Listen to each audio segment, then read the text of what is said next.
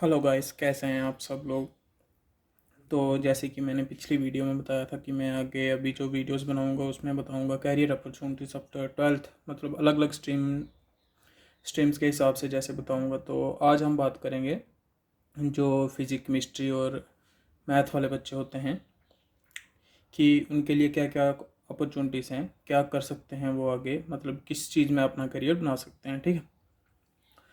तो सबसे पहली चीज़ जो हमें ध्यान में रखनी होगी कि हमारा मतलब क्या क्या करना चाहते हैं हम, मतलब और जो कोर्स हम करना चाहते हैं उसमें जॉब अपॉर्चुनिटीज़ कितनी हैं और हमारा इंटरेस्ट उस चीज़ में है कि नहीं, कि हम उस चीज़ में अपना करियर बना सकें। मतलब हमें ये पता होना चाहिए, बखूबी पता होना चाहिए कि इस चीज़ में हमारा इंटरेस्ट है, हम इस ड्रीम को अचीव कर पाएंगे या नहीं।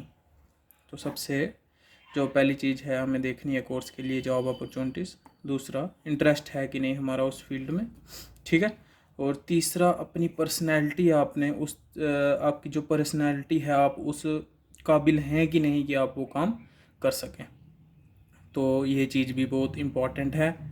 और चौथी चीज़ है जो रिसोर्सिस, कि आपके पास जो रिसोर्सिस हैं उस ड्रीम को फुलफ़िल करने के लिए वो हैं कि नहीं, आपके पास कैसी नॉलेज है। तो उसमें थोड़ा बहुत रोल मनी का भी रहता है, क्योंकि किताबें वगैरह तो आपको ख़रीदनी है तो उसके लिए पैसे चाहिए। ठीक है। तो पेरेंट्स का रोल भी उसमें है कि पेरेंट्स ने आपको किस प्रकार से गाइडेंस, कैसे गाइड करा है पेरेंट्स ने आपको। Guidance of parents is also important and it also plays very important role. तो आप क्या करना चाहते हैं 12th के बाद, उसके लिए पहले तो आपको पता होना चाहिए कि हमने अपना करियर कैसे प्लान करना है। इन चीज़ों के बेस पे आपने अपना करियर प्लान करना है कि हमें क्या करना है। ठीक। उसके बाद मैं आपको बताता हूँ कि ग्रेजुएशन लेवल के कौन कौन से कोर्सेज़ हैं जो आप परस्यू कर सकते हैं अपनी पीसीएम के बाद, फिज़िक्स केमिस्ट्री मैथ के बाद। ठीक है। तो जो सबसे मेन और इम्पॉर्टेंट चीज़ है जो पीसीएम बच्चे लेते हैं, वो सोचते हैं कि हम इंजीनियर बनेंगे। और इंजीनियरिंग का ये जो कोर्स है ये 4 ईयर का कोर्स होता है। ड्यूरेशन है जो इसकी वो 4 ईयर की है। तो बीटेक बच्चे कर सकते हैं, उसको बीई भी बोलते हैं, बैचलर ऑफ इंजीनियरिंग और बैचलर ऑफ टेक्नोलॉजी है, ये एक ही चीज़ है मतलब।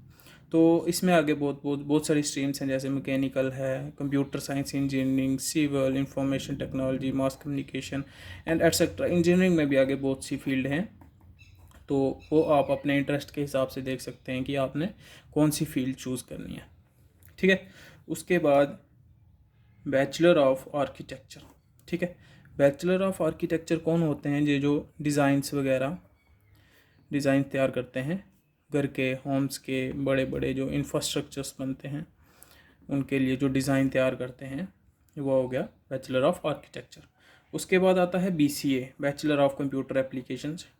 ये 3 ईयर का कोर्स होता है और ये भी बच्चे परस्यू कर सकते हैं जिन्होंने पीसीएम लिया है। और ये बहुत ही इंपॉर्टेंट, जो लोग देश की सेवा करना चाहते हैं, डिफेंस में जाना चाहते हैं, आर्मी में जो सोल्जर बनना चाहते हैं, ठीक है, उनके लिए है, जो 12th क्लियर करने के बाद एनडीए का एग्ज़ाम दें और नेशनल डिफेंस एकेडमी में जाएं और वहाँ जाके ये अपने ड्रीम्स फुलफ़िल कर सकते हैं।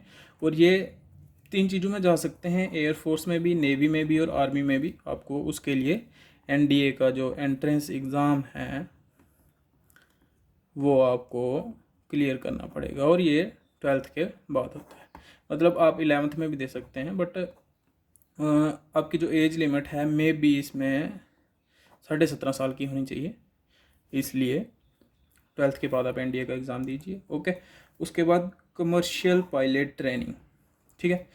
आप ये कर सकते हैं क्योंकि आजकल जो मॉडर्न जनरेशन है इसका बहुत ज़्यादा रोल होने वाला है इस चीज़ में, क्योंकि जैसे कि बहुत सारे देश आगे तो बढ़ ही रहे हैं, तो हर देश में जाने के लिए हमें फ़्लाइट चाहिए। ज़्यादा लंबा सफ़र होगा उसके लिए फ़्लाइट, जो टाइम की कम खपत होती है जिसमें। ठीक है। तो उसके लिए हमें चाहिए तो सही, और उन जहाज़ को उड़ाने के लिए पायलट तो चाहिए। तो इसलिए ये भी आजकल बहुत ही जोरों शोरों से जो चल रहा है। ये टॉप प्रोग्राम्स बता रहा हूँ मैं आपको, जो आप पीसीएम के बाद कर सकते हैं जिन बच्चों ने नॉन मेडिकल रखा होता है, फिजिक्स, हिस्ट्री और मैथ सब्जेक्ट जिनके मेन सब्जेक्ट होते हैं 12th क्लास में। उसके बाद आप होटल मैनेजमेंट परस्यू कर सकते हैं। होटल मैनेजमेंट ये आर्ट्स वाला बच्चा भी कर सकता है, मेडिकल वाला भी कर सकता है, ये सभी स्ट्रीम के बच्चे होटल मैनेजमेंट कर सकते हैं। और ये भी 4 ईयर का कोर्स होता है, और इसमें एक और 3 ईयर का कोर्स भी होता है।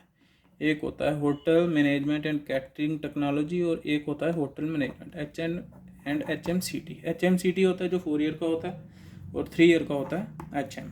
ठीक है। उसके बाद आप BSc कर सकते हैं, जो कि डिप्लोमा है 3 ईयर का। ठीक है, बैचलर ऑफ साइंस। और उसके बाद BLLB कर सकते हैं आप, जो कि 5 ईयर का प्रोग्राम है।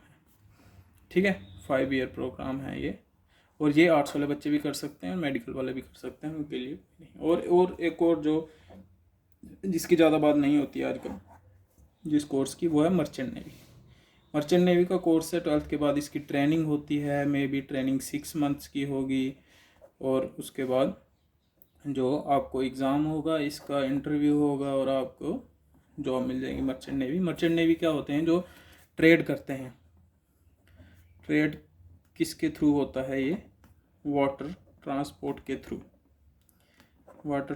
के थ्रू ये ट्रेड होता है। और उसमें जो कैप्टन वगैरह होते हैं उन्होंने मर्चेंट नेवी की ट्रेनिंग की होती है, क्योंकि आपको समुद्र में रहना पड़ता है, ओशंस के थ्रू जो ट्रांसपोर्ट होता है। ठीक है। और जो इंपोर्ट एक्सपोर्ट का जो सारा होता है वो इसके थ्रू होता है। मर्चेंट नेवी वाले उसमें रिक्रूटमेंट होती है इनकी। ठीक है। तो ये थे जो मेन कैरियर ऑप्शंस थे 12th के बाद, जो बच्चे नॉन मेडिकल सीनों में रखा हुआ है। तो उसके बाद अगर हम बात करें तो इंजीनियरिंग जैसे बच्चे परस्यू करते हैं, तो इंजीनियरिंग करने के लिए कौन कौन से एंट्रेंस एग्ज़ाम होते हैं जिनसे हमें अच्छे कॉलेजेस, IIT, नीट जैसे इंस्टीट्यूट मिल सकते हैं हमें। नेशनल इंस्टीट्यूट ऑफ टेक्नोलॉजी और IIT जैसे बड़े बड़े इंस्टीट्यूट मिल सकते हैं, जो कि बहुत अच्छी इनकी प्लेसमेंट्स होती हैं। ठीक है। और टॉप रैंक होते हैं, ये टॉप रैंक कॉलेजेस होते हैं।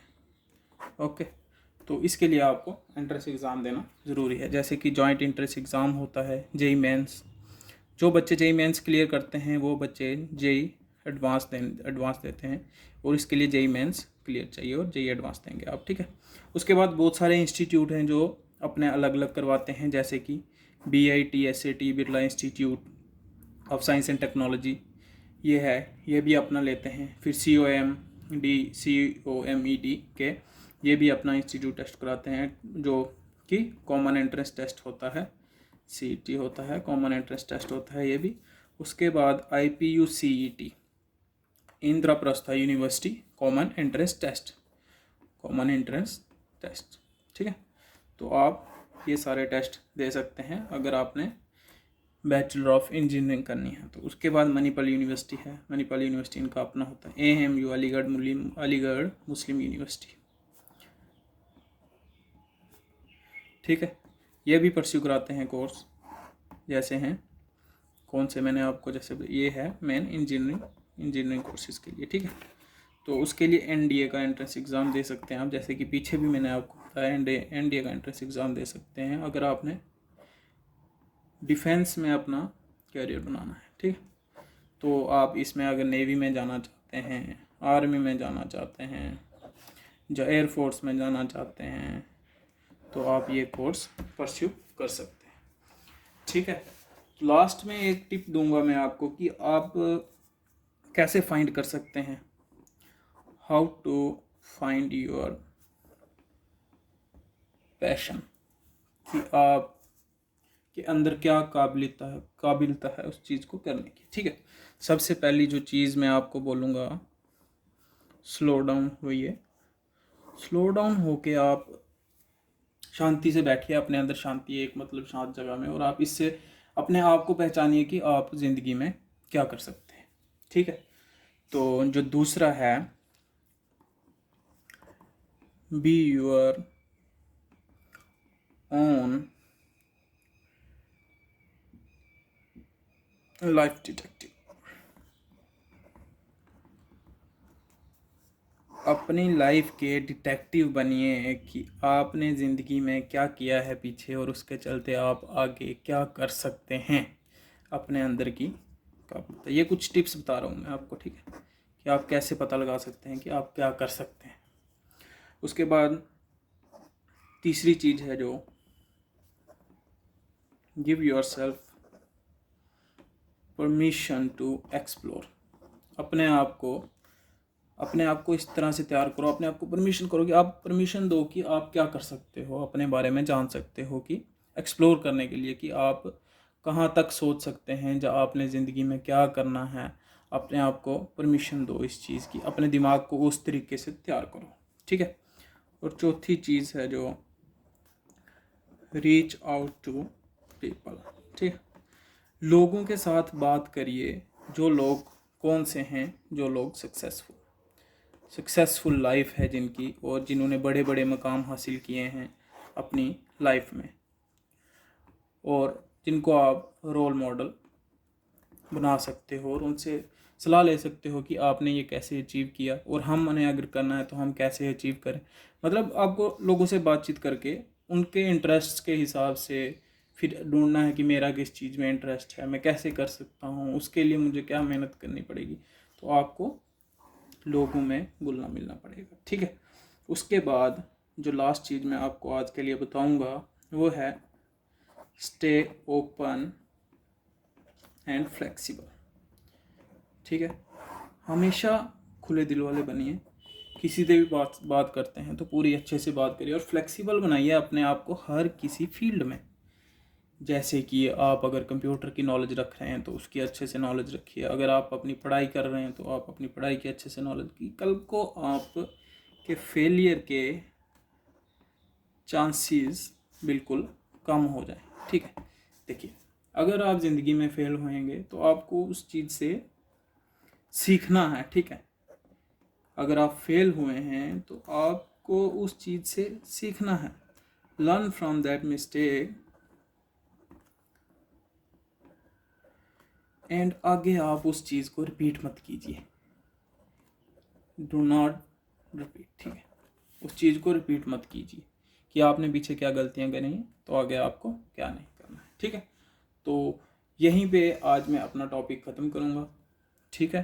Thank you for watching full video and please subscribe my YouTube channel for further more videos like this. So thank you so much.